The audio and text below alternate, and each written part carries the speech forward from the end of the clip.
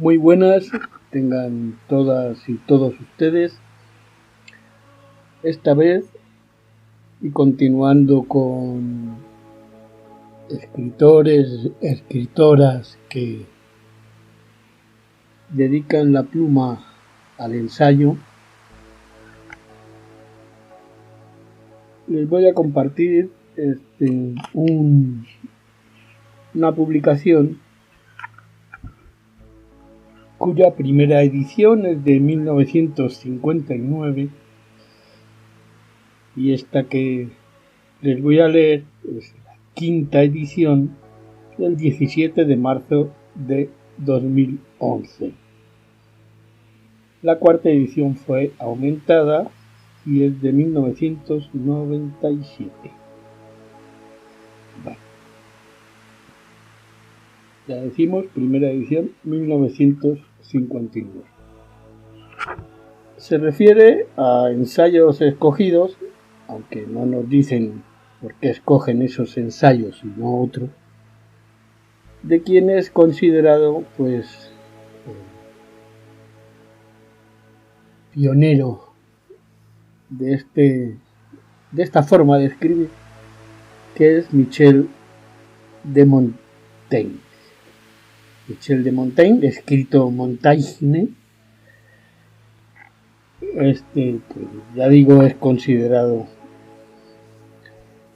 precursor de todo esto, llamado el ensayo. Y este señor escribió allá por siglo XVI, hace poco tiempo,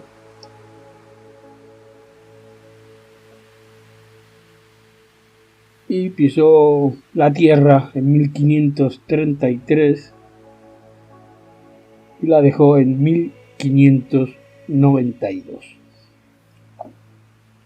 Nuestros clásicos, editado por la Universidad Nacional Autónoma de México, es la colección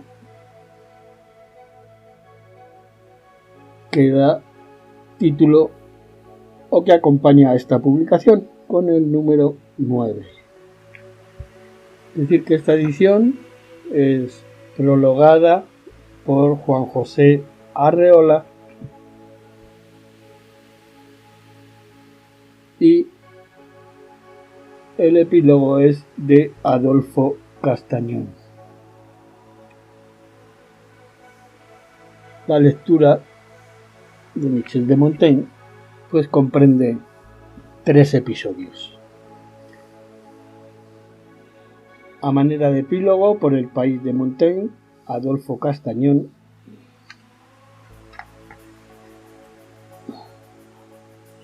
Dintel. ¿Por qué Montaigne? Quizá no basta la devoción por un escéptico, sucesivamente epicuro y pirrónico. No deja de ser flagrante solecismo por más naciturno que sea el pasajero de los ensayos. Subsisten, sin embargo, algunos hechos.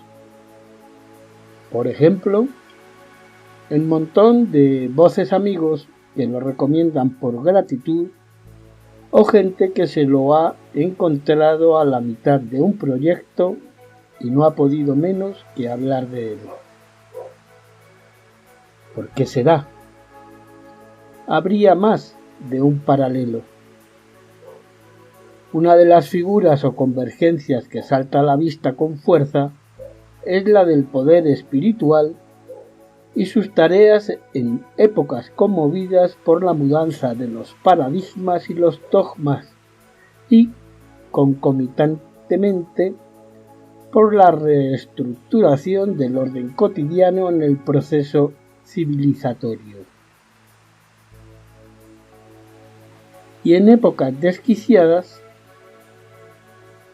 ¿a quién no se le antoja conversar con un hombre que ha hecho del no salirse de sus quicios privados y públicos toda una ciencia, o mejor, que no otra cosa es esta, un arte?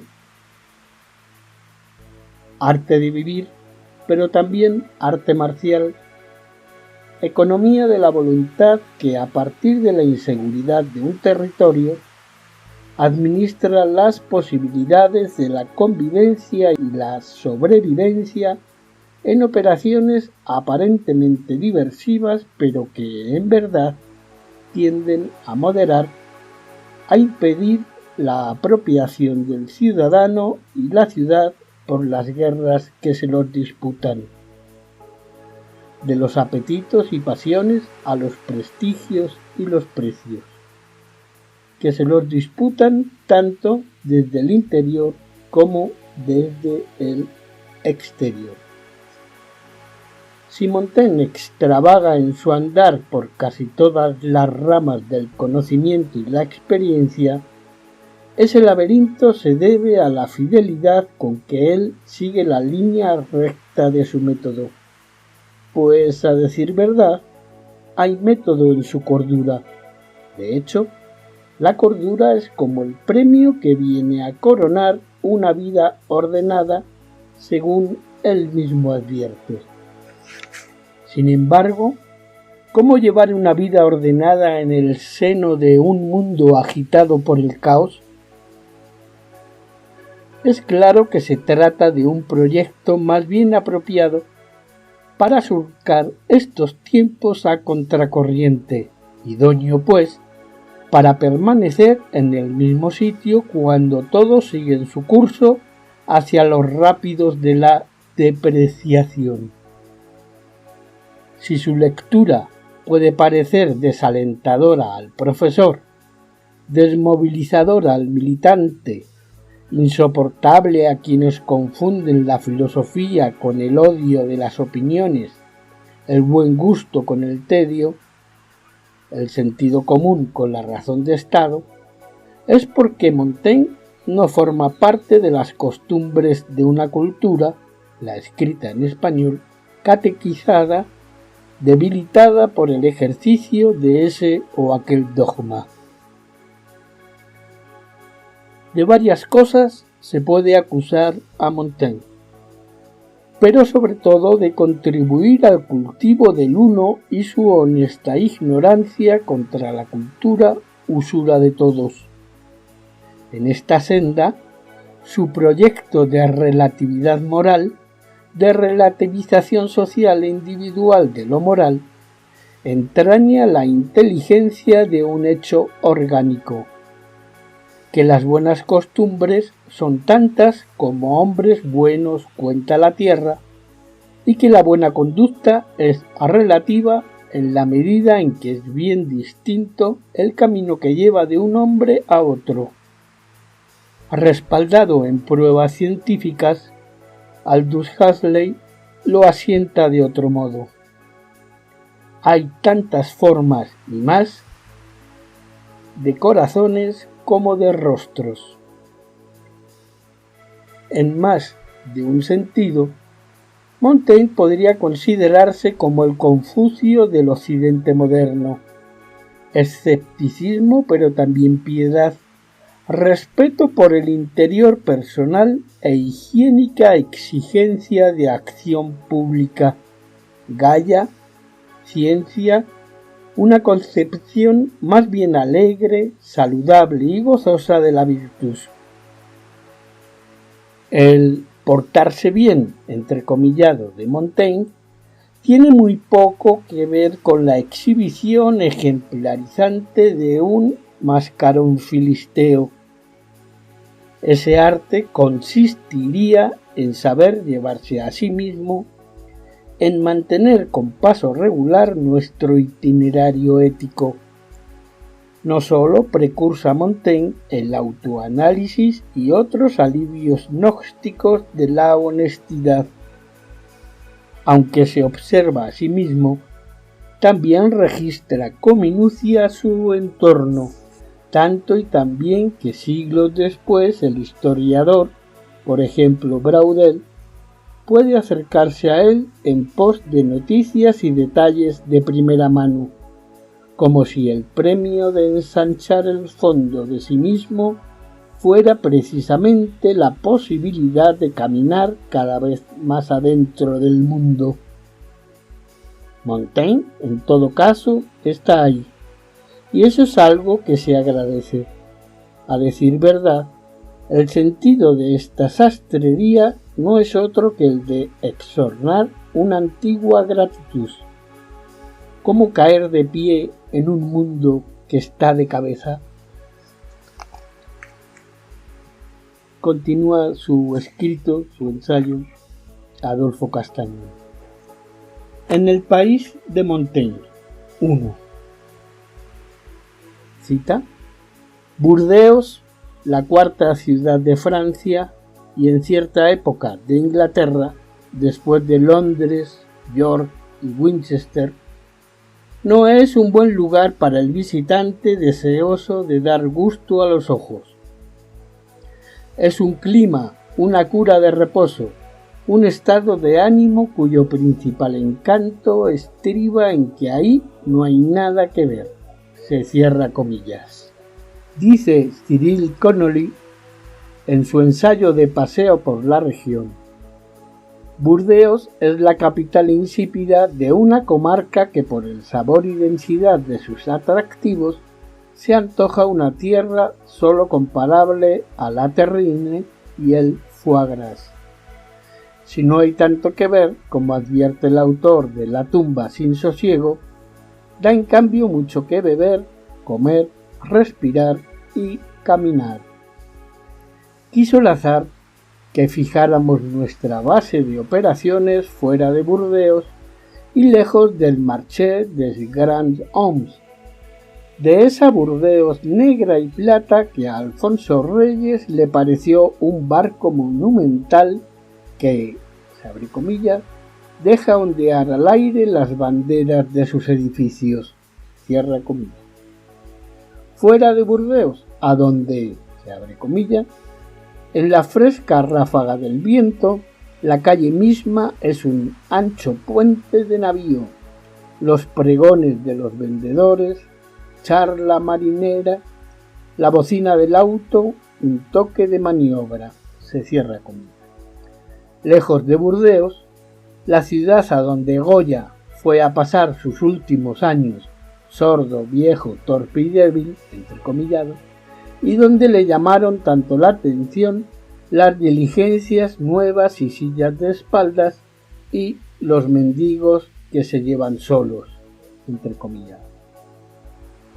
Lejos entonces de la ciudad a donde vivieron Moratín y el abate Marchena, Azorín y Fray Servando, Dordoña adentro, más cerca del Labredé y del castillo de los Montesquieu, que sobrevivió intacto y con todo y biblioteca a las tempestades revolucionarias en virtud del escrupuloso respeto del varón a los derechos de la gente menuda avecindada en torno a su noble casa. En Saint-Seurin-sur-Isle, a unos cuantos kilómetros de Livourne, no hay más que una capilla del siglo XIV y un centro hípico donde se reúnen caballos campeones y jinetes triunfadores en concursos locales, europeos y desde luego olímpicos. Parece que los ingleses que tantos recuerdos dejaron en estas tierras verdes, incluido un cierto talante flemático y snob, también legaron la memoria de la equitación y no son pocas las ciudades y pueblos que mantienen en la región, con fondos públicos locales, clubs ecuestres donde niños y caballos de raza se preparan en las disciplinas del paso y del trote, del galope y del salto, bajo la mirada de un monitor que les enseña a gobernar la pantorrilla como los pianistas a las manos aprendices.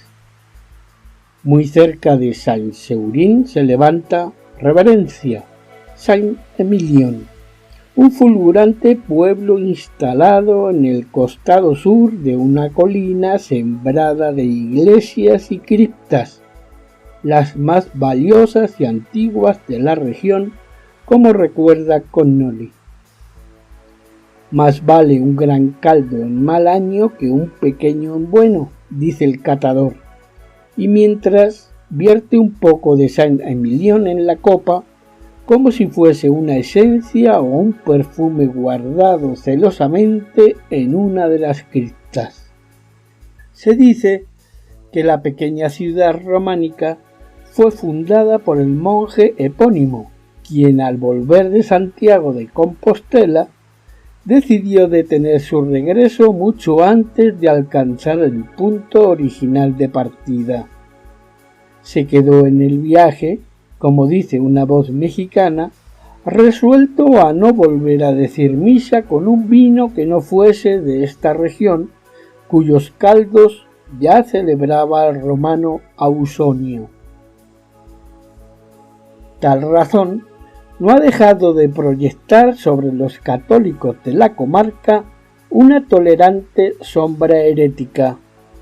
Saint-Emilion no es muy grande ni tiene muchos castillos propiamente dichos, pero la variedad de tintos que la región produce es tan amplia, más de una cuarentena, y de tanta calidad que todos, por humilde que sea la morada del productor, ostentan como algo natural el apelativo Chateau. No hay que ir a buscar la justificación de esta etiqueta en torres, murallas o almenas, sino en cuevas, sótanos, bodegas y criptas, pero sobre todo en los torcidos y torturados nudos de la centenaria viña y en el rumor popular que guía en voz baja al aficionado, aclarándole qué agricultor recogió la viña con máquinas en esta temporada y quién todavía consiguió una tribu de recolectores para la vendimia. Hacia la torre de Montaigne. Montaigne, libro 2, capítulo 7, parece preocupado por el afecto de los padres a los hijos. Reveladora preocupación, pues a través de ella desenmascara la comedia de la familia. El afecto de los padres a los hijos no suele ser verdadero amor, tiene mucho de instinto. Lo prueban las cabras a quienes se les dan a amamantar los hijos de las nodrizas. Lo prueban esos mismos niños que reconocen a las cabras como si fuesen sus propias madres. Lo prueban los huérfanos y los abandonados. Lo prueban incluso tantos hijos de familia que viven en la práctica una orfandad moral. El amor paterno se manifiesta más allá de la procreación y de la crianza, no en el amor animal y gregario, sino en la educación moral y espiritual de los hijos, a saber, en la enseñanza de cómo valerse por sí mismos ética e intelectualmente. ¿De qué puede valer el amor de una madre que se limita a hacer lo mismo que podría hacer, a veces mejor, una cabra? El que mejor ama a sus hijos es el que es capaz de transformarlos en sus amigos. La ordenanza evangélica de dejar que los niños se acerquen a uno debe leerse bajo esta luz. Es cierto que el padre deberá proveer y cuidar las necesidades materiales que exige la crianza. Es cierto también que deberá practicar en sí mismo un proceso de puerilización, pero todo lo deberá hacer con un fin: transformar a sus hijos en sus discípulos. Hablamos del siglo XVI. Pero si más allá de la reproducción animal el padre aparece como un guía espiritual, resulta que la primera paternidad responsable que ha de asumir el hombre es la de sí mismo. Esta se da preferentemente a través del dominio de las formas y sobre todo a través del dominio de la escritura y de la creación de un libro. espejo y espectáculo, telescopio y vivero. El libro aparece entonces no sólo como la figura arquetípica de la obra, sino como la mejor encarnación del Hijo, la personificación del árbol que cada cual ha de sembrar en el interior de sí mismo. El libro, vehículo del segundo nacimiento del hombre, está expuesto a los mismos peligros y miserias que caracterizan la paternidad en primer grado, y si el verdadero afecto por los hijos se manifiesta en términos espirituales y morales, el autor de sí mismo está obligado a hacer de la crítica no un ejercicio ocasional, sino, por así decir, el espacio mismo de su movimiento. Solo dándole constantemente la razón al otro, devolviéndosela, buscando sus razones o al menos sus móviles, puede aspirarse a la reconciliación consigo mismo y a la ubicación del lugar que ocupa su árbol dentro del bosque. Muchas razones llevaron a Montaigne a esa irónica y difícil empresa de convertirse en su propio autor y a ser, por así decirlo, el creador de sus propios días.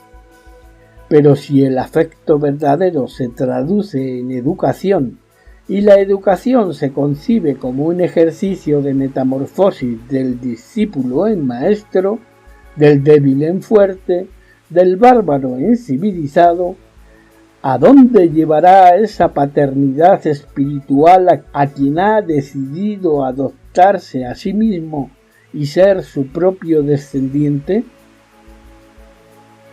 ¿A la libertad, a la sabiduría, a la felicidad? Serían las respuestas espontáneas. Sin embargo, debe tomarse en cuenta que el movimiento hacia la plenitud tiene que pasar por una enumeración de las debilidades y de las vacilaciones, de las carencias y aún de las necedades, para hacer un reconocimiento preliminar de la naturaleza ordinaria de que estamos hechos. De ahí que los otros nos puedan servir de espejo y de camino de vuelta hacia nosotros mismos. La empresa estriba y depende de la sinceridad. A la miel de la identidad propia ha de despojársele de la cera del mundo de la comedia, del teatro y aún de ese personaje que es el autor mismo. La paternidad espiritual exige entonces, por una parte, un desdoblamiento, un reconocimiento del carácter múltiple y versátil, fragmentado de la propia identidad.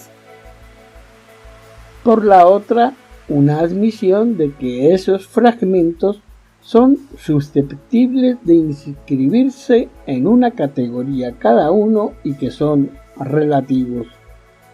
Por eso la pedagogía interior, la paideia personal, solo conserva de la razón el escepticismo y ve en éste la única posibilidad de construir una convivencia, es decir, una ética. Personaje preferido, Montaigne. No sé si sé. El personaje, al igual que la máscara, es sólo uno de los momentos de la metamorfosis. Detrás de las máscaras, detrás de los personajes, se agita el deseo de transformarse, ser por fin otra cosa. ¿Quién no ha tenido ese sueño? Y sin embargo le tememos a la muerte, rehuimos la locura, desconfiamos de aquellos que se han entregado ciegamente a su deseo de metamorfosis. Y la metamorfosis, ella también hace del hambre o de la necesidad de convocar de igual a igual a fuerzas que no controlamos. En ese horizonte inestable, nuestra preferencia hacia un personaje, La atracción que podamos sentir por una máscara u otra tiene mucho de capricho cuando no de indiscreción. Se entiende, desde luego, que se trata de un juego cuyas reglas, digámoslo francamente, desconocemos. En principio es, desde luego, un juego vagamente sociológico. El inventario de los escapismos o de las fijaciones tendrá, al menos, una relevancia documental y estadística y se prestará al previsible cruce de las inclinaciones y de las castas. Con sus matices, habría que enunciar las atenuantes. Por ejemplo, que los autores entrevistos por la encuesta están, por definición, rodeados de fantasmas, es decir, de personajes. Por ejemplo, que es muy posible que algunos autores se autoestimulen preferentemente con entidades mucho menos elaboradas que los personajes. Tal vez todos estos rodeos sirvan para quitarle peso a la confesión y para insinuar de refilón que nuestro personaje fatal es el de la voz, el ensayista, el de los ensayos, es Montaigne. Me tomo la libertad de transformar a un autor en personaje. ¿A cuántos no les pasará lo mismo? Nuestra época, tan prolífica en biografías, nos autoriza a dar ese paso. Conozco a muchos escritores que han dejado de interesarse en la literatura propiamente dicha, la de imaginación, para ahogarse en las vidas ajenas, las vidas de los venerados héroes artísticos y literarios. No los critico, a mí también me llega el chisme a las entrañas. En el caso de Montaigne, la cosa es distinta. No se sabe bien a dónde empieza el espejo y dónde termina la biblioteca. Estoy sentado en un escritorio estrecho lleno de libros.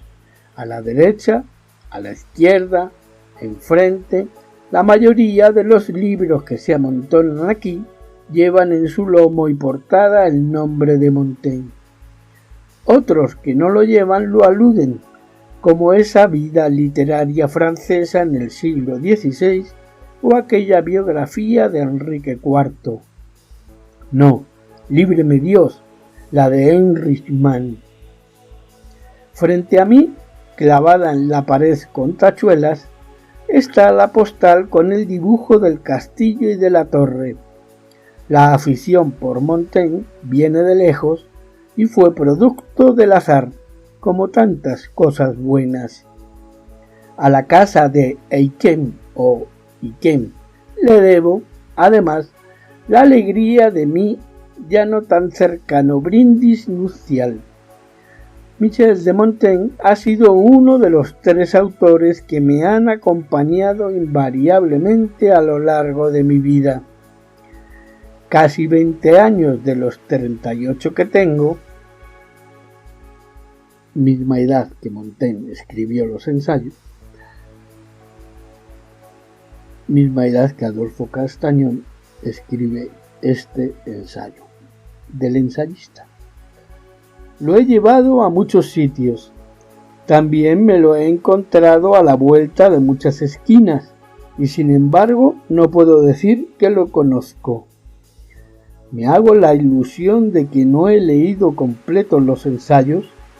Son infinitos como 1001 días, como 1001 atardeceres. De Montaigne me llaman muchas cosas. Me conmueve el niño a quien despertaban con música y cuya lengua materna fue el latín. Me conmueve imaginarlo aquellas semanas en que su padre lo enviaba al campo para que no lo ablandara la vida mimada en el castillo, cuando se veía obligado a entenderse a señas con los hijos de los campesinos, con quienes convivía sus vacaciones como si fuera un bárbaro. Su juventud gallarda, la amistad fervorosa que le profesó, esa es la palabra, a Etienne de la Boétie, la silenciosa figura de la judía López, su madre, la vivaz imagen de su padre por cuyo encargo tradujo al catalán Sebon, desenfado, inteligencia, tolerancia, firmeza, nobleza, qué sé yo, gracia y cáustico humor no resentido, podría hablar noches enteras de él. Güelfo entre los gibelinos, gibelino entre los güelfos, invariablemente dispuesto a reconocer lo bueno de lo malo y lo malo de lo bueno. Amigo del rey y del caníbal, que fue exhibido en Burdeos, pero más amigo de Virgilio y de Ovidio, uno de los escasos europeos de su tiempo que no fue racista, como recuerda Etienne. Quiso a su padre, pero lloró más a la Boétie. Eligió tardíamente y contra la filiación una hija de alianza, o mejor, una esposa para sus papeles. Lo que nos ha llegado de él, sus ensayos, su escritura tan calculadamente espontánea, su mezcla insuperable de fluidez y de concisión, nos trae a uno de los conversadores más vivos de que se pueda tener noticia. Es decir, Montaigne es uno de los tipos más elevados del hombre civilizado. Vivió las guerras de religión, comprobó en carne propia que la buena educación está antes que las buenas intenciones, que la cortesía suele ser preferible a la ideología. Años después, Oscar Wilde lo diría de otra manera: los modales son preferibles a las morales. Pero precisamente sería de mala educación insistir en la actualidad de este hombre, que era el único que mantenía abiertas a todos las puertas de su casa en plena guerra. Ubicuo pero discreto, imperceptible y permanente, Montaigne no es, desde luego, un personaje. Es más y es menos. No se le puede caracterizar, ya no digamos caricaturizar, fácilmente.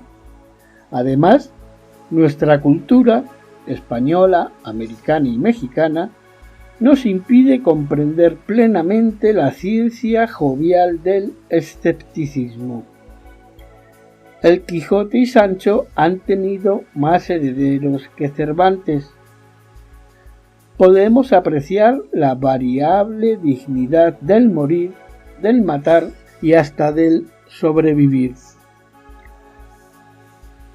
Nos resulta poco familiar la dignidad de la vida ascética ni hazañosa.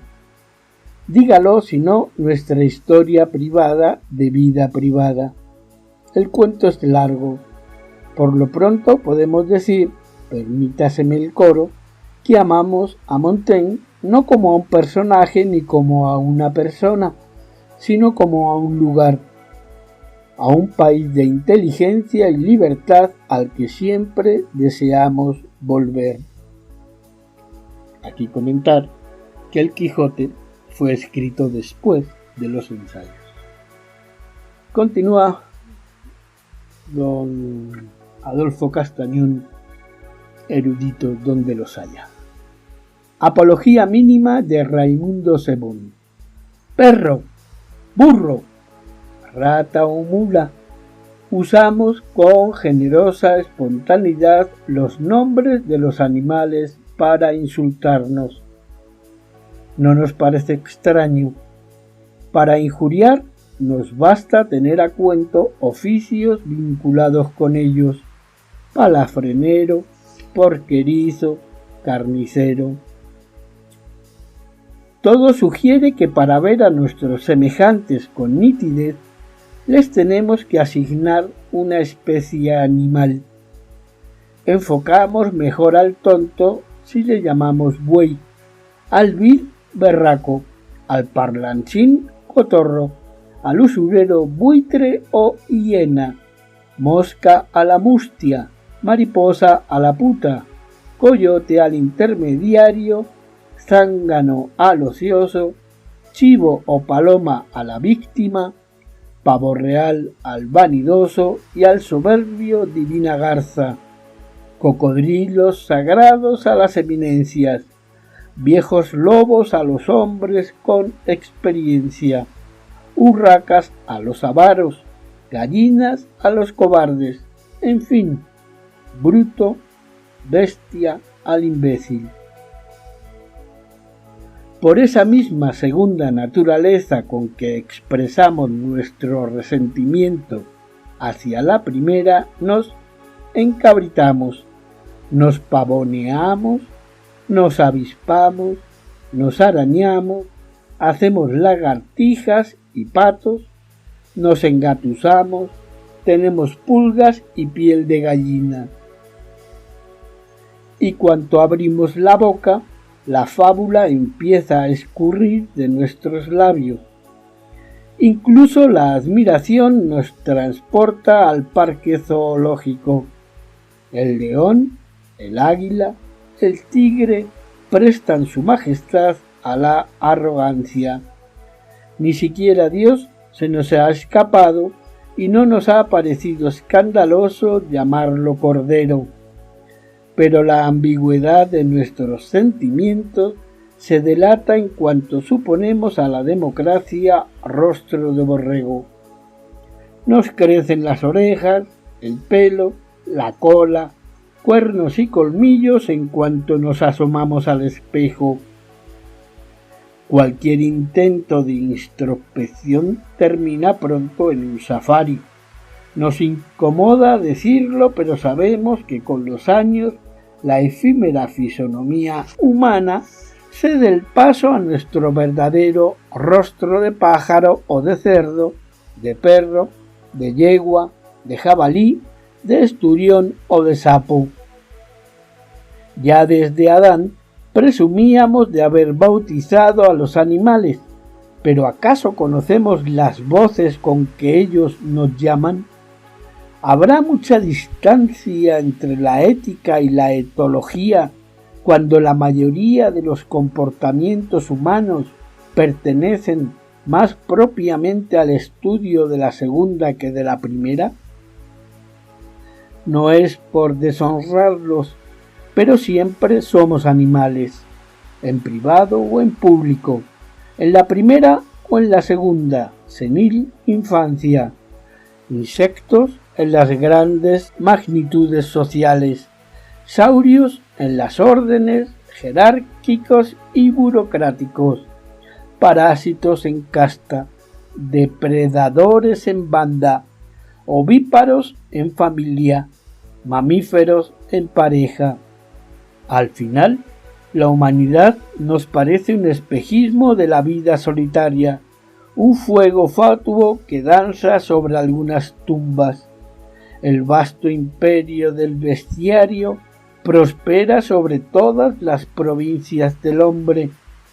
A las repúblicas las gobiernan orangutanes, a los mercados pulpos y tiburones, las bibliotecas están habitadas por ratas, los chacales y las cigüeñas presidieron los templos de la antigüedad, y entre nosotros no fue extraño en algunas regiones indígenas que San Jorge pareciera menos milagroso que su caballo. Hoy, no por invisibles, son menos poderosos y ubicuos el becerro de oro o el perro, guías espirituales de nuestra edad cínica y crematística. Cierto, en la especie humana conviven el león y la rata, pero ¿convivirá también el hombre? En medio de tantos animales con rostro humano, ¿cómo reconocer al que también lo es interiormente? pero ¿estamos seguros del que reconoce es a su vez humano? No sería difícil documentar mediante ejemplos que los animales no ignoran ni la risa ni el lenguaje, ni la piedad filial ni el sacrificio, ni el sentido gregario y civil ni el altruismo. Se burlan, se comunican, se entregan a una obra de arte o al derroche por el puro placer. Será necesario recordar que en cuanto los hombres y las mujeres éramos amados por los dioses, estos se nos aproximaban con máscaras de toro y de cabra para ponerse a nuestro alcance e inspirarnos confianza. La tragedia misma surge de ese reconocimiento dionisíaco. Las cabras que cantan su sueño de ser humanos no son muy distintas de los hombres que buscan reintroducirse en el antiguo pellejo de las cabras. Nada animal nos es ajeno. Vemos que cada apartado de esta epílogo corresponde a uno o a cierto ensayo de Michel Montaigne. En la Torre de Montaigne, los vinos de Saint-Emilion se distinguen en el paladar por dos rasgos: por su cuerpo a la vez fino y denso y por el equilibrio, iba a decir ecuanimidad, de sus virtudes.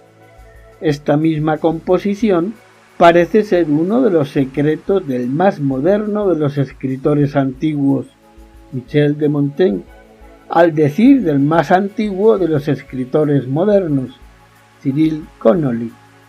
De Michel de Montaigne, cuya torre y territorio se encuentran no muy lejos de aquí, entre Castillón y Belines, en la comarca de Bergerac, en una colina rodeada de verde y más verde, y donde se respira un aire que funde las saladas reminiscencias del Burdeos atlántico con los sabores 4 veces dulces del país gascón, la Dordoña y Périgord. Montaigne, el filósofo de la sobriedad, el hombre que hizo de sí mismo y de su obra un antídoto contra veneno para cualquier clase de borrachera, religiosa, política, literaria, erótica, intelectual, privada o pública, sin ceder un ápice ni al fastidio ni al tedio. Montaigne no podía haber nacido en otro sitio. La torre, intacta desde entonces, y el castillo, reconstruido en el siglo XVIII, pues un incendio lo arrasó, se encuentran en un lugar privilegiado por la luz. Desde las terrazas y jardines del castillo de los señores que toman su nombre, Montaigne, su nombre del lugar, pero que se apellidan como el mejor vino blanco de Sauternes, de Caen, se domina una amplia extensión de prados verdes que en la distancia se confunden con el azul del cielo. La torre, situada antes y atrás de esa terraza panorámica, apenas domina un ángulo del jardín, pero gobierna la entrada al patio del castillo y desde ella el propietario puede escoger a los visitantes y abrir la puerta a los amigos o cerrarla a los inoportunos. Se abre comillas. Me coloco a la entrada y veo por bajo mi jardín el patio, el corral, así como a la mayor parte de las personas de mi casa. Se cierra comillas. Son las 3 de la tarde. Alguien con aspecto de campesino vestido de overol azul, pero cuidado, puede ser un cadre, un funcionario de vacaciones en la cordial Dordoña, acaba de trabajar el jardín y está apeándose de un tractor minúsculo como pony mecánico. Hay un invernadero, tías que recortan las rosas del jardín con esmero de manicuristas, jovencitas que salen en coro llevando del manubrio la bicicleta, se abre comilla, bien camina el que lleva el caballo de la brida, se cierra comilla. Corderos que rumian con despreocupada convicción la verdad del prado. Una breve población parecida a la que en tiempos del escritor animaba el castillo, la madre, la esposa, la hija, los parientes, los amigos y el servicio, incluido su secretario, que componían una amena sociedad que se divertía jugando a las cartas o a esos juegos de ingenio descritos, por ejemplo, en El cortesano de Castiglione, y que tan en boga estaba entonces, aunque a todas luces el guardián no tenía nada más que hacer. Anunció que la visita comenzaría 3/4 de hora después, dando tiempo a pasear por los jardines del castillo y reconocer su paisaje bienhechor. Seguimos con puntualidad las instrucciones del guardia, mientras paso a paso se imponía la certeza de que ese mismo aire dulce y levemente fresco, aparentemente estático pero caprichoso y ondulante, inspira a la otra torre de 3 pisos de 3 libros, que son los ensayos, un aire que no produce ni euforia, ni excitación, ni somnolencia, que no es seco y solo tenue, imperceptiblemente perfumado. Es aquí donde, dice Alfonso Reyes, Montaigne se instala en la vida como un bibliotecario feliz en el gabinete de las musas. Aquí Montaigne, según la inscripción esculpida en el 3er piso, vino a retirarse a los 38 años buscando el seno de las doctas vírgenes, pero para servirse solamente de ellas como de juguete y pasatiempo, entre comillas.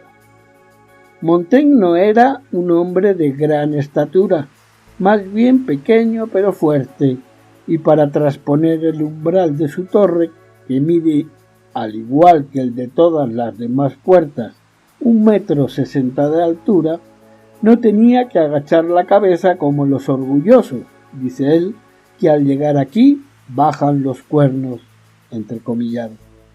La entrada a la torre y el acceso al castillo prácticamente coinciden, pero la puerta de la primera se abre al norte mientras que la de este da al poniente. Desde esta situación, Montaigne trilla las visitas y, repitámoslo, separa la paja del grano.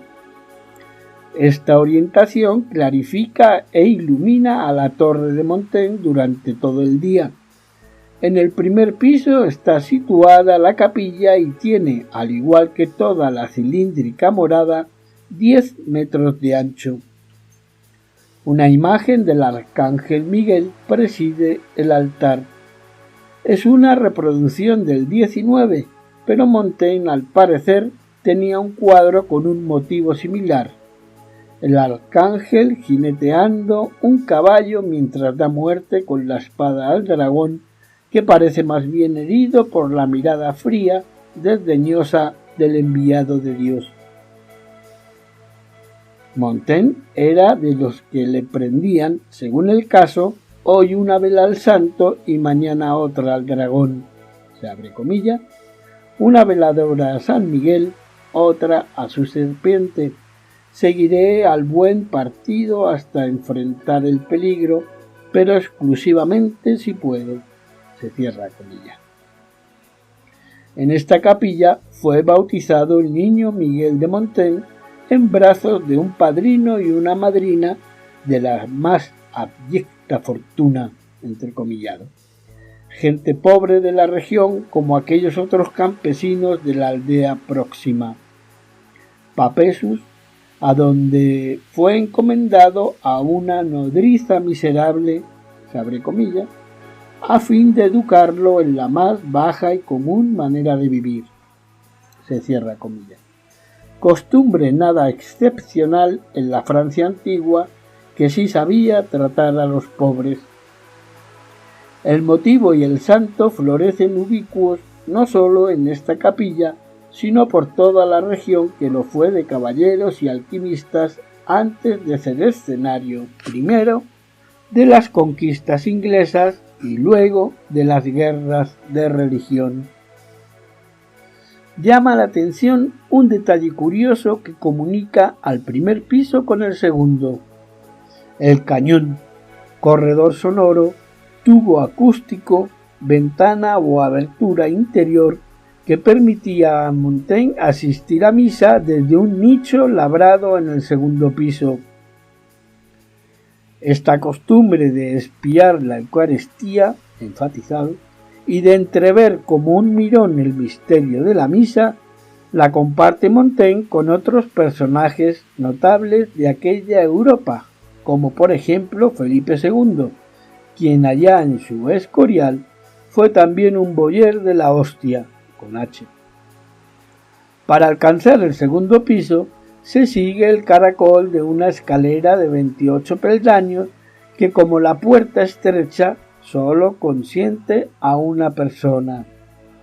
Aquí, en el segundo piso de la torre, estaba instalado, cita, un dormitorio con sus accesorios, donde me acuesto con frecuencia para encontrarme solo y que tiene junto a él un espacioso guardarropa. Fin de cita.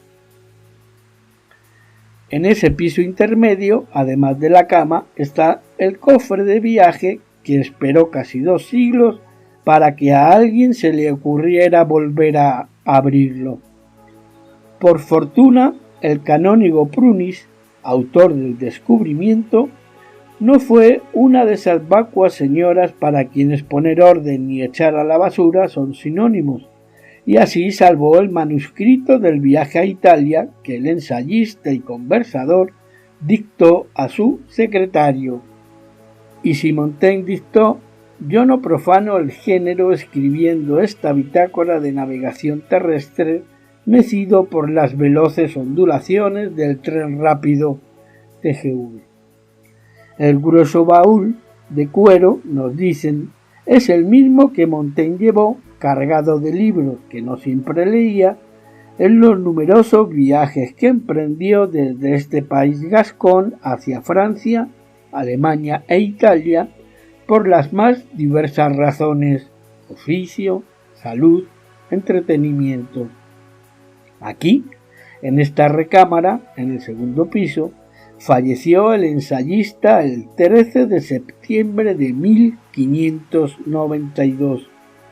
Con pabellón y baldaquín, la cama es réplica fidedigna de la auténtica que en vida sirvió a Montaigne para incubar ideas. Si el baúl evoca al conversador y al viajero infatigable que habría preferido pasar la vida sobre una silla como jinete a apoltronarse en un diván, la cama trae a la memoria al austero caballero que se acostaba en un lecho, se abre comilla, duro y solo como los reyes antiguos y apenas cubierto, se cierra comilla.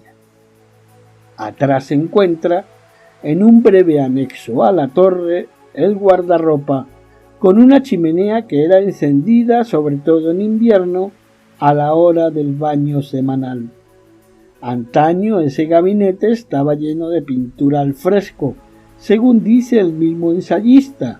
Hoy sobre la chimenea solo se advierten los vestigios de un monograma que reconstruido sería así. Y viene el dibujo del monograma. Paréntesis, obsérvese que las dos que se cruzan están unidas por un guión, figurando así la letra griega teta, inicial de teos, Dios. Cierra paréntesis. La escalera sigue su caracol 18 peldaños hasta el tercer piso, que es como el tercer libro de los ensayos, el espacio, la habitación más personal. Reverencia. llegamos a la soñada biblioteca circular que iluminan ventanas abiertas hacia los 4 puntos cardinales. A pesar de su modesta altura, no más de 20 metros, y de su radio, no muy amplio pero nada estrecho, se abre comilla, hasta 16 pasos de diámetro completamente libre, se cierra comilla, el constructor y habitante de la torre de la montaña, voz algo irónica en el paisaje casi plano, podía vivir en este sitio durante meses, largas temporadas, girando literalmente alrededor de su propio eje. Aquí, parafraseo, se abre comilla, ojeo a tal hora un libro, a tal hora otro, sin orden ni concierto, al desgaire. Tan pronto sueño, tan pronto escribo y dicto, paseándome las fantasías que aquí pongo. Mis pensamientos se duermen si los siento. Mi espíritu se detiene si las piernas no caminan. Se cierra cita. La biblioteca estaba compuesta en buena parte por los libros que le heredaron su padre y el llorado y queridísimo Lavoisier. Estaba dispuesta en libreros circulares de 5 entrepaños, separados unos de otros por un espacio de pie y medio. La admirable biblioteca circular no tenía los libros ordenados verticalmente como se hace hoy, sino acostados de plano unos sobre otros, según la usanza de la época. Montaigne estaba orgulloso de la disposición, pues le permitía dominar con una sola mirada esos 1000 volúmenes de libros, entrecomillado, desplegados a su alrededor como si la biblioteca fuese el tablero de una nave. Otro nicho labrado, cabe la ventana abierta al oriente, nos sugiere que Montaigne se sentaba en invierno a leer Ovillado, incrustado en la piedra como una polilla de resurrección que sólo devorara los libros para devolverles la vida con esa inteligencia que, dice Alfonso Reyes, es una especie superior de alegría. Una discreta tronera nos recuerda que los tiempos eran de pelea y de irreductible odio entre güelfos y gibelinos. También nos hace pensar que los ensayos son una construcción defensiva edificada para resistir la ebriedad de la guerra y que los libros, cita, son la mejor munición que haya yo encontrado en este humano viaje. Se cierra cita. En una de las paredes de la torre cuelga la imagen de una de las primeras y más fervientes lectoras de Montaigne, la picante Marie de Gournay, llamada así por un malicioso contemporáneo que aludía tanto a sus punzantes respuestas como a las rígidas cerdas que prosperaban en su mentón. A la severa y silenciosa Madame López, Antonia López de Villanueva, de estirpe hebrea martirizada por la Inquisición y seguro pariente de aquellos marranos que dieron nombre a la rue judaica de la próspera Burdeos, le hizo sin duda poca gracia la presencia de esta muchachota vivaz y un poco gruesa, y en todo caso mejor hecha para confirmar la fama misógina de su hijo que para desmentirla. Poca gracia que Montaigne, años después de casarse con la discreta Françoise de la Chassagne y tener con ella a su hija Eleonor, fuese a buscar una esposa para sus papeles. Hoy otros libreros circulares amueblan las paredes, pero la mejor biblioteca de la torre son las sentencias que el mismo ensayista mandó tallar en las vigas del techo como un firmamento inteligente para sus ojos de hombre pequeño acostumbrado a levantar la cabeza.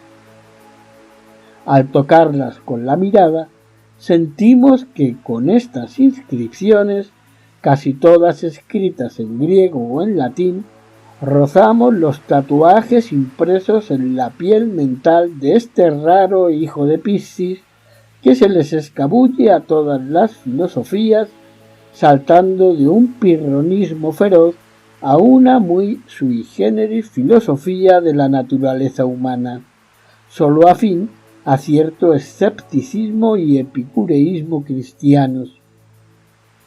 Qué casualidad que la judía Antonia López de Villanueva, la taciturna madre de nuestro amigo al que sobrevivió varios años, comparta la última morada con el doctor angélico Santo Tomás de Aquino en la no tan distante Catedral de Tolosa. Enfatizar. Las sentencias inscritas en las vigas, las máximas que se superponen a las citas más antiguas, sugieren que Montaigne trataba los polines de la torre como si fuesen otras tantas páginas de esos ensayos que revisaba y corregía continuamente. Y por eso la torre es en sí misma una edición monumental, un libro de piedra donde el autor va tallando con estilo punzocortante frases que resumen la sabiduría antigua a la que él se ha encargado de dar nuevo florecimiento. Después de observar con atención todas y cada una de las sentencias, después de intentar descifrar algún palimpsesto, nos percatamos de la perfecta acústica que permite oír en el extremo opuesto el susurro con el que el atento guía continúa la charla. Como los ensayos, la torre es un espacio de ecos y resonancias. Aquí se entregaba por placer y por juego al trato con las musas. Aquí se sustraía de las obligaciones impuestas por la comunidad familiar y civil, entrecomillado. Aquí recobraba todo el gobierno de sí mismo, se abre comilla, pues dice, en otro aposento mi autoridad es sólo verbal, confusa, teórica, se cierra comilla. Aquí, encastillado en su biblioteca, pero sólo de día y nunca de noche, leía a los poetas y filósofos de la antigüedad, jugaba con las ideas, ponía a prueba la memoria. Aquí leyó al cronista López de Gómara y tuvo ante sus ojos, durante la lectura, una visión de Anáhuac. Aquí estuvieron colgadas entre los libreros, como sabe el inmemorial Germán Arciniegas, las hamacas y las flautas indígenas, las maracas y las muestras de casabe, los escudos de madera. Aquí tradujo los poemas guaraníes que a él le recordaron a Anacreonte y que Alfonso Reyes devolvió al español de esta suerte. Vengan todos a la fiesta a devorar a un valiente, la ley de la guerra es esta, también me he hartado yo de vuestra gente, de vuestros padres y de sus hazañas, el gusto lo encontraréis en mis entrañas. La tarde baña las paredes construidas con amarilla piedra caliza, con una suave luz dorada que ellas parecen irradiar. No fueron los demonios del mediodía los que Montaigne debió vencer para escribir sus ensayos. Esos demonios suyos deben haber sido tan risueños como las musas, taciturnos como ninfas, y su melancolía ligera como el agrio resabio de los Médoc, afilada como un alfiler. El comercio del espíritu, superior en casi todos los aspectos al de la amistad y al del amor, tiene también sus riesgos. A pesar de todas sus gratas cualidades, se abre comilla, no hay ningún goce sin dolor, el trato con libros tiene sus inconvenientes. Cita. El alma con ellos se ejercita, pero el cuerpo, cuyo cuidado nunca olvidé, permanece mientras tanto sin acción, cae por tierra y se entristece. Fin de cita. adivinando a Don Quijote, que será escrito años después, advierte: ningún exceso es para mí más perjudicial ni que en la declinación de la edad deba más evitarse. Fin de cita. Al bajar por la estrecha escalera de la torre, me di cuenta de que salgo de ahí con la misma sensación perdurable con que se deja la casa de un amigo, con la impresión de cerrar provisionalmente un libro de constante compañía. En el vestíbulo, el guía me sugerirá que compre una botella del tinto producido con las viñas del castillo y con la torre estampada en la etiqueta. Me dice con sonrisa musical: después de todo, también hacíamos vino en el castillo en tiempos de Montaigne. Es Bergerac, pero parece Mouton. Respondo halagando el caldo y para atesorar la botella. Un último gesto antes de abandonar el parque. Pongo entre las hojas de un libro, Scratch, Montaigne y Melancolía, la de uno de los castaños que pueblan el jardín. Y nos da 4 referencias.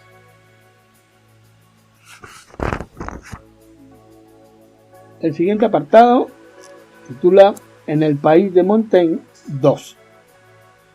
Al día siguiente, después de una noche de amarillenta luna llena, vamos a las cavernas de Lascaux a visitar la casa de otros abuelos. ¿Quién le diría al mozo que descifraba un ensayo de Georges Bataille sobre el arte como sacrificio en los toros de Lascaux, que un día, después de atravesar ríos, prados y bosques con sonoros nombres terminados en ac, llegaría a contemplarlos en el facsímil de su caverna? Las pinturas tienen 17.000 años de edad. Están reproducidas en 2 cuevas-galerías, una amplia y vasta como salón y otra larga como corredor. ¿Facsímil? ¿Reproducidas? Sí, porque Lascaux II es en realidad una copia idéntica al original que se encuentra situado a unos metros de ahí, pero que fue clausurado porque la luz y los visitantes estaban produciendo en la piedra unas enfermedades, la verde y la blanca, que ya amenazaban la sobrevivencia de las pinturas. El facsímil es tan asombroso como el original, con la diferencia de que los nietos, además de las pinturas, reprodujeron grieta por grieta y pared por pared las cavernas originales. Los abuelos que inventaron la paleopolítica hace 17.000 años aprovechaban el relieve de la piedra para simular los volúmenes y el movimiento de los animales que pintaron con tintas rojas, ocres y negras sobre la misma piedra amarillenta, color luna llena, color arcilla, que ya encontramos en las criptas de Saint-Emilion, en la torre de Montaigne y en casi todas las construcciones de la región. La mayoría de los dibujos corresponden a toros y caballos que se yuxtaponen insensiblemente y surgen como sombras unos de otros, dando una impresión de movimiento. Pero ¿por qué los abuelos no delinearon la silueta del reno, que era su alimento básico, y sí la del toro y la del caballo, que sólo sacrificaban ocasionalmente y en esporádicos ritos? ¿Cuánto tiempo tardaban en pintar cada bestia?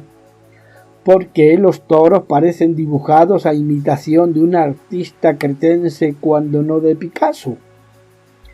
¿Y el caballo que aparece patas arriba será un rasgo de humor realista que ha querido figurar la forma en que el animal se rasca la espalda en el prado y saluda a la primavera?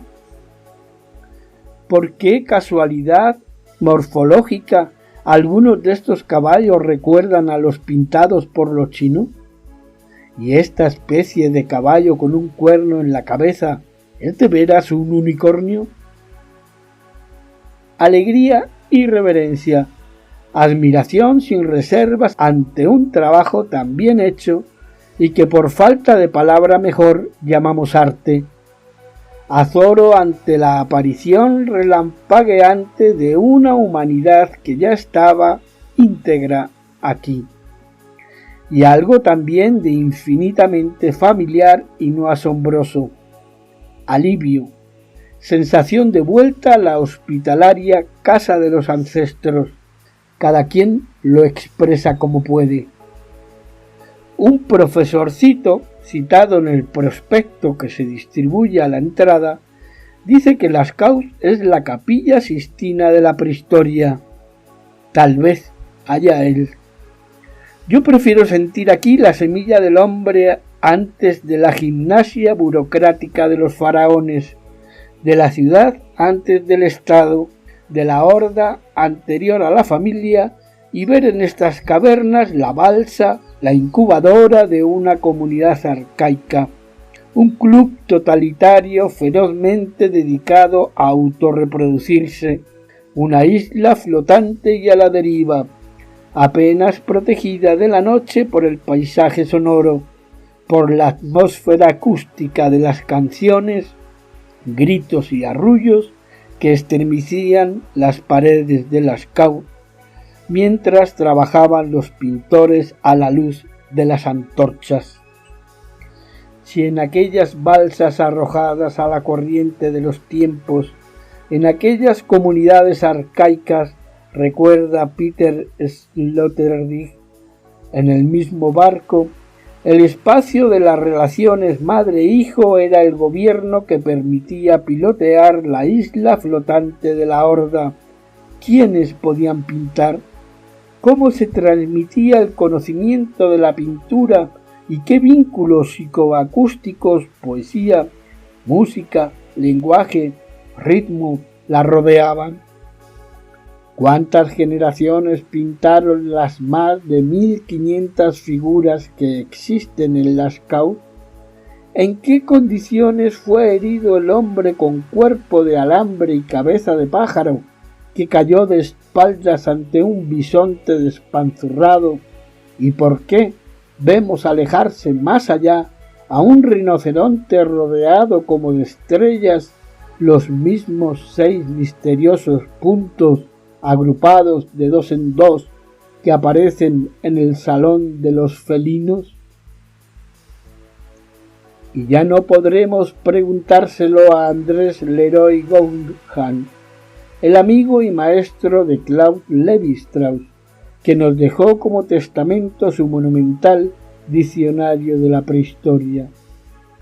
Pero tal vez nos hubiese dicho: naturalmente los hombres tenían que tener ese ojo y esa memoria, esa voluntad de celebrar, hacer perdurar y compartir lo que vieron sus ojos. Naturalmente tenían que buscar unas cuevas y pintar en ellas, trepados en un complejo andamiaje, esas bestias que los fascinaban, que marcaban como ellos su territorio y a las que figuraban acaso como augurio venatorio, acaso solemnizando y transfigurando su sacrificio.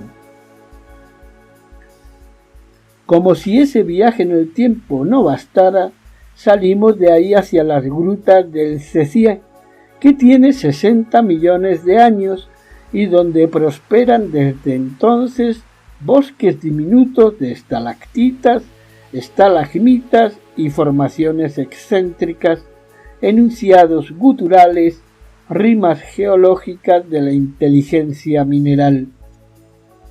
Lo que llama la atención en las grutas del Césié es la cantidad de formaciones que prosperan en un espacio relativamente reducido.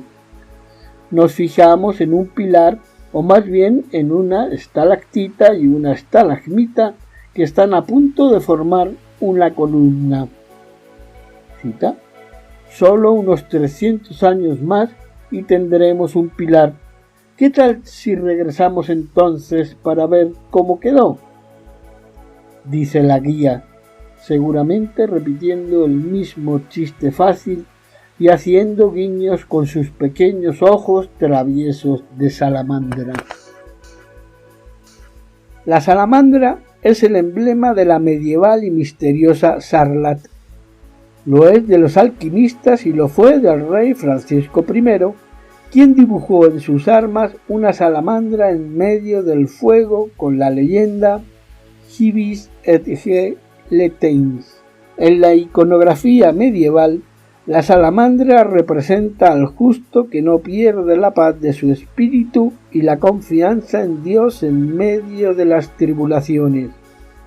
Montaigne encontró a la salamandra en un hijo de Sarlat, el llorado Etienne de la Boétie, cuya casa aquí se conserva no lejos de un simpático conjunto de ocas en bronce tamaño natural. No existen muchos testimonios confiables acerca de la inmunidad al fuego de ese reptil legendario. Por ello es inestimable el de Benvenuto Cellini, quien a los 5 años, 1505, fue llamado por su padre junto con su hermana para que vieran jugar a una pequeña salamandra entre las brasas incandescentes. Acto seguido, continúa la autobiografía, le dio al hijo un bofetón para que nunca la olvidara. Si la Dordoña tiene una geografía densa como un paté de hígado de ganso, Sarlat es la capital del foie gras y la cuna de la Boétie, el amigo de nuestro amigo, el autor de la teoría política de la servidumbre voluntaria en su incendiario opúsculo contra el Uno. La coincidencia no deja de tener su malicia cuando se entera uno de que ocas y gansos, pese a la brutalidad del procedimiento con el que se les inflama el hígado, terminan acostumbrándose y exigiéndole al propietario, con el pico abierto, que le llene el buche, anécdota que nos hace apreciar mejor tanto al foie gras como a la Boétie. Para él, la servidumbre no era una idea innata, sino un producto de la costumbre. Al igual que Ronsard y Montaigne, la Boétie se inspiró en el carnaval brasileño de Rouen, organizado para celebrar la llegada al trono de Enrique II en octubre de 1550. A diferencia de Ronsard, no fabuló un poema como el de las Islas Afortunadas.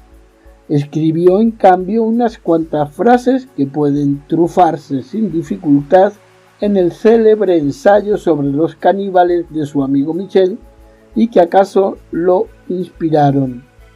Cita: si por ventura nacen hoy gentes distintas que no están acostumbradas a la servidumbre ni temen la libertad, y a ellas se les pone a elegir entre siervos o vivir libres, no hay duda que se inclinarán mejor a obedecer a la razón que a servir a otros hombres.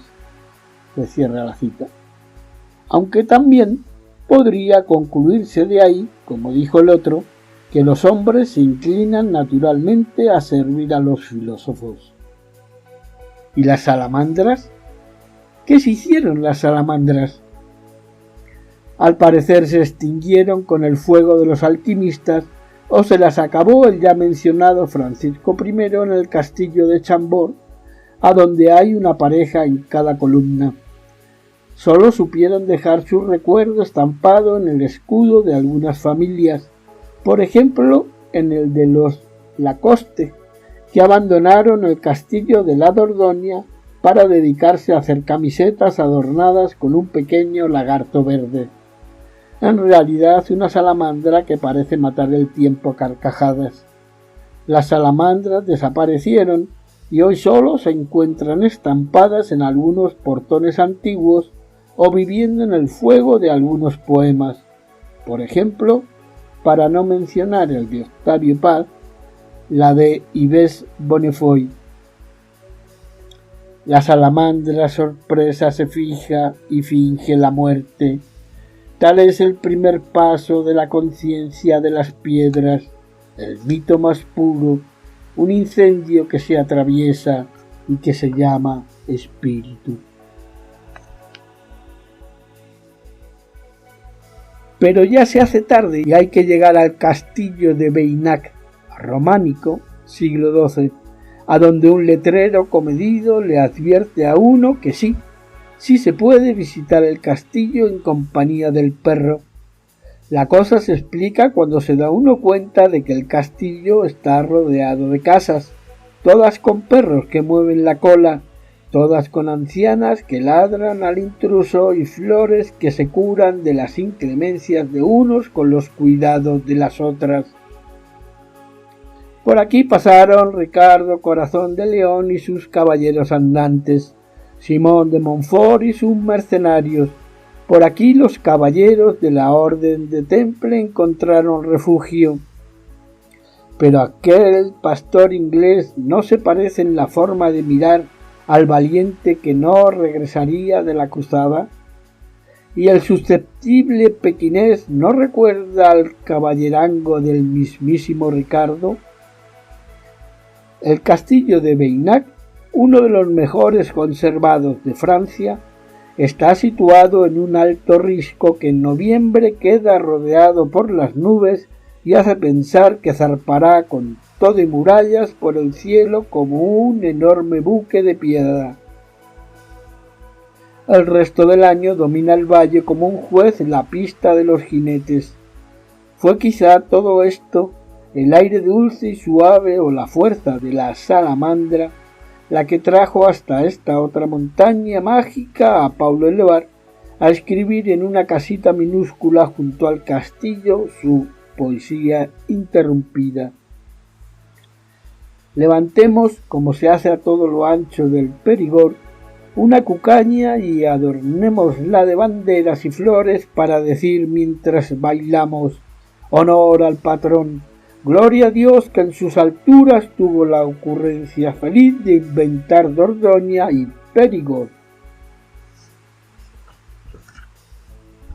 Siguiente título: cultivemos nuestros jardines hacia las sentencias. Cierto, la torre de los ensayos está hecha de libros. Es una conversación incesante entre citas que se afinan, pero la torre, pozo y tubo de ensayo, Babel introvertida que busca e inventa la unidad, es un espacio, y sus libreros, sigilosas máquinas de amnesia que buscan enseñarnos a vivir. El centro de la torre está vacío. En el centro de la torre está Montaigne, y en él, densa oquedad, espacio vacío entre las sentencias, y en él, la duda. Así los ensayos se yerguen como una construcción para albergarla, no una morada para la tesis, sino para el paréntesis. Son los ensayos, en cierto modo, un invernadero, pues la duda aparece como la planta más frágil del jardín donde prosperan, espontáneas y exuberantes, las ideas y las creencias. Al revés de lo que se piensa, esa duda está lejos de ser estéril. Su fruto, raro y excepcional, no suele madurar, se malogra. Ese fruto es el sentido, facultad que suele atrofiarse en beneficio de la obediencia mental que es la memoria. El sentido, juiciosa facultad que es como la mano que sostiene y articula los otros 5. El centro de la torre, recordémoslo, está vacío. Solo mana en su ontanar el juicio, aire de la eterna juventud. Si el centro de la torre está vacío, su señor va desnudo, pues ha renunciado a todos los bienes que no provengan de él mismo y sólo anhela las propiedades que pueda transmutar plenamente y llamar suyas en la acepción química de la palabra. Único, sólo quiere tener lo que él mismo pueda llegar a ser. Esa es su tarea. La torre solo es su instrumento, un microscopio, un telescopio, un tubo de ensayo donde las soluciones de la memoria se precipitan y se catalizan las sales de la anécdota en cristales de argumentación. Pero más que un abrigo, la torre parece un eje, y la duda el punto inmóvil a cuyo derredor gira la rueda de la fortuna. De la gozosa transformación de esa perplejidad en juicio y sentido depende en buena parte que seamos capaces de transformar la fortuna en historia, el accidente en responsabilidad. Por la torre vacía de Montaigne se circula hacia esa conducta. Se publican aquí, a continuación, en primer lugar las sentencias grabadas por Montaigne en la torre de Eiken, tomando como fuente la edición de obras completas de la Pléyade, París 1992. Esas sentencias pueden considerarse semilla de los ensayos. Casi todas figuran originalmente en griego o en latín. En no pocos casos subsiste la delicada cuestión filológica de la ubicación de los textos correspondientes, cosa que remite a una de las cuestiones básicas de la erudición montañesca, las fuentes de Montaigne. Las citas de la segunda sección han sido elegidas, si no al azar, más como un autorretrato oblicuo del responsable que como una cifra imposible del vasto e inagotable Montaigne, autor de todas nuestras edades. Arriesgo una traducción libre sin ignorar la tarea de Diego de Cisneros, Constantino Román y Salamero, Luis de Zulueta, Enrique Díaz Canedo, Ezequiel Martínez Estrada, Manuel Granel, Juan G. de Luaces, Ricardo Sáenz Ayes, Enrique Azcoaga, María Dolores Picazo y Almudena Montojo, los traductores de Montaigne a nuestra lengua. Más allá debe subrayarse, sin embargo, que la ausencia ubicua de Montaigne en el pensamiento hispánico e hispanoamericano ni es casual ni está divorciada de efectos secundarios de índole cultural y aun política, de modo que esa vuelta a Montaigne, palpable en Occidente, según apunta Carlos Thiebaud, resulta en el contexto iberoamericano apenas tímida e incipiente una idea. Y continúa, como ya dice el mismo Adolfo Castañón, con las sentencias de la torre, muestras, que serían más o menos como aforismos, algo parecido. Continúa con cadena montañesca, que son referencias que toman otros autores de Montaigne. Hay multitud, mexicanos y de otros lugares. Poemas, las conjeturas y los fuegos, pintores, algunas ediciones en francés, algunas referencias sobre Montaigne en castellano, el diario, algunos libros y ensayos en publicaciones periódicas sobre Montaigne en España y América, algunas traducciones a otros idiomas, publicaciones especializadas. Así,